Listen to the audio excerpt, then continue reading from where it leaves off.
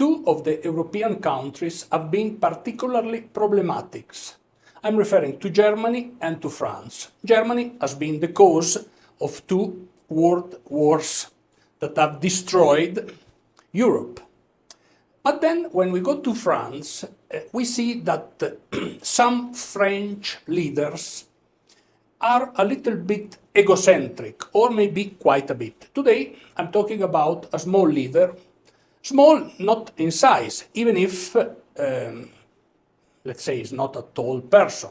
I'm talking about Emmanuel Macron, but small referring to his acts. And some declarations that Macron had made during the past weeks that are particularly serious.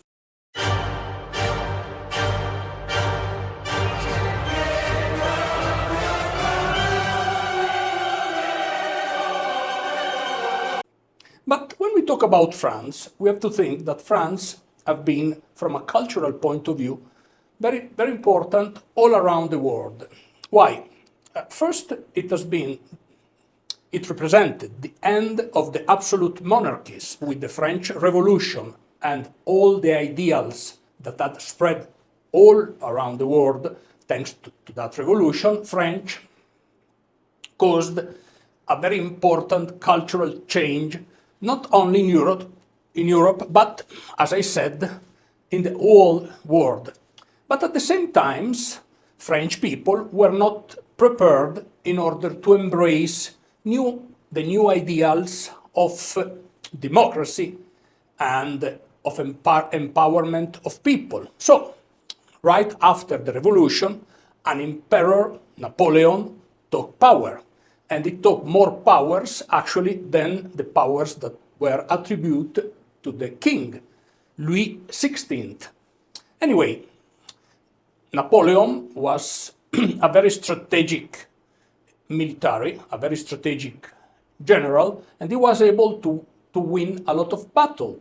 Anyway, it was like a comet, a very fast star, because after a few years, he lost the Russia campaign, and after losing the Russia campaign, he lost against the Brits, the Waterloo battle, and after that, he entered into exile in St. Helena, into exile, and there he died soon afterwards. Anyway, some French leaders, however, have the egocentrism probably to think themselves as Napoleon or some sort of new Napoleon. And actually, I'm going to talk about two of those French leaders. The first one is Emmanuel Macron, the current French president, and the other one, I'm referring to Sarkozy, together with Obama, with the Arab Springs, caused in the north of Africa a lot of problems. I'm referring to Libya. Libya was a country that under Gaddafi regime, it was not a perfect country. However, it was an ordered country. After Sarkozy and Obama bombed Gaddafi regime, now Libya, became in a chaos. Now the situation in Libya is particularly complex, and at the same time, this situation is causing a lot of migration problems in Europe and all throughout Europe. However, and we have to take another important consideration about France, because from one side, France has represented the ideal of democracy, or all the ideals that came after the French Revolution. But from another side, we have to think about that has been a terrible colonizer, especially in Africa. And the effects of the French colonization are still on place nowadays. For example, France controls the money of few African countries with the franc CFA. So France, through the control of the monetary policy of those countries that are not really free to do whatever they want, as it should be. At the same time, France is still taking resources from Africa. For example, from Niger. France take a lot of uranium from Niger. So in Niger, you have people that most of the Niger people are poor, but France is taking the advantages of exploiting the uranium that Niger produces. So we see that despite all the beautiful ideas of the French Revolution, in real fact, the act that France is doing in Africa are still a colonizer's acts. If we think about Belgium, with the colonization of Congo, Congo was probably the worst colonization throughout history. King Leopold was the only owner of Congo, and it was extremely brutal. So we talk about Belgium because Belgium, or a vast part of Belgium, is directly related to France because they share the same culture. Finally, the legacy France is projecting throughout the world are not the same legacy that we are used to think about of that country when we think about, for example, the French Revolution. During the Nazi occupation, at the same time, there was a French government that was supporting, it was collaborating with the Nazi, the Vichy government, and it helped in order to send thousands of Jewish to the concentration camp. So at the same time, France has not the conscience that is completely clean, we can say. Sorry to say that, but it is the truth. It is factual. But at the same time, right now, we are very close to the European elections. So we have to think about how Macron had been elected. Actually, Macron is one of the French presidents that enjoyed less popularity through time. Anyway, he was able to be elected and to be re-elected because he was able to gather a coalition between the extreme left through the Conservative Party, up to the Conservative Party of that elected also President Sarkozy, against Marie Le Pen that represented the National Front. So they were all together against Mrs. Le Pen. This is democracy, or what we consider that. The French electoral system, it goes through two turns. So if you don't have a particular majority in the first one, you have the second turn where you have new coalition, and maybe thanks to the second turn, you are able to change the results of the first election. So that is how Macron had been elected in France. But apart of that, Macron is married with a woman, Brigitte. She is older than him. She was his teacher. They got in love. Macron was still a teenager when they got in love. Finally, they married. Because of the obvious differences of age, they have no children. So we might think that maybe Macron is making some declaration because he has no children. If you have children, you have a new perspective in life. And before making certain declaration, maybe you think about that 2 times because you think about your children. At the same time, he has been very questioned.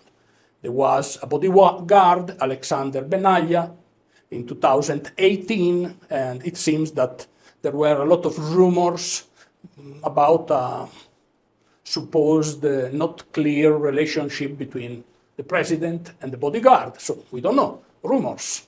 You know, the French press is usually French press are very respective.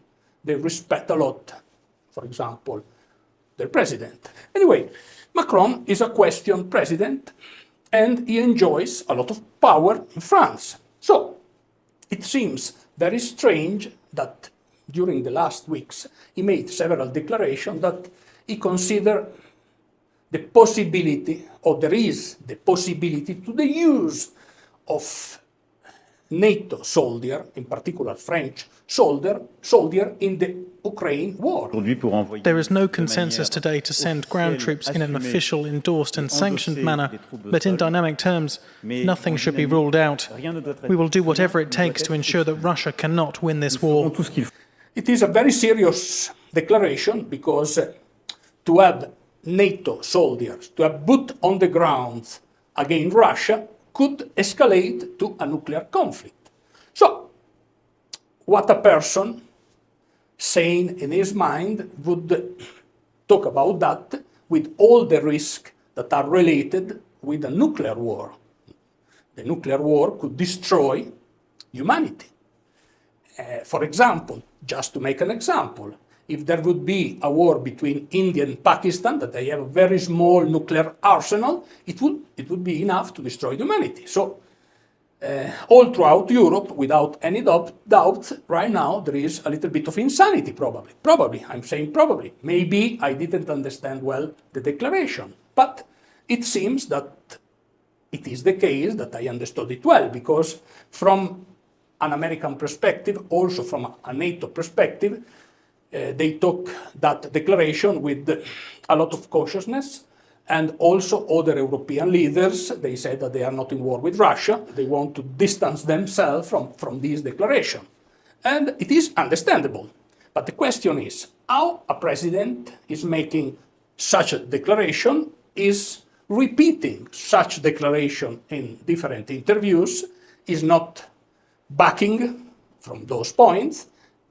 Does that president thinks and considers all the risk that there could be by having boot on the ground? I don't know. At the same time, the country that invested the most in Ukraine is the US. Europe sent few ammunition, few guns, but the one that really supported the war in Ukraine had been the USA. So Europe has been, we can say, partially supportive. At the same time, Europe is not contributing in terms of investment to military structure as it should be, as it was agreed at NATO level. So, but at the same time, I consider that we should take very seriously the Macron decision.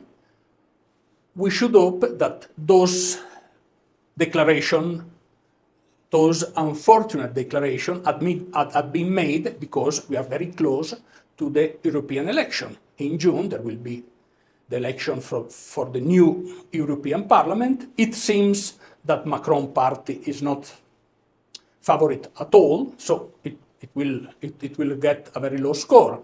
So probably Macron took such steps in order to increase probably a little bit on the polls. Who knows that? Anyway, I think it's very serious, and at the same time, we should look to our history in order to not make the mistake of the past. And a nuclear war, a war against Russia, it will be a mistake. I think at this point of time, it is time to talk about peace and to end this horrible war without perspective, without thinking about a further escalation of it.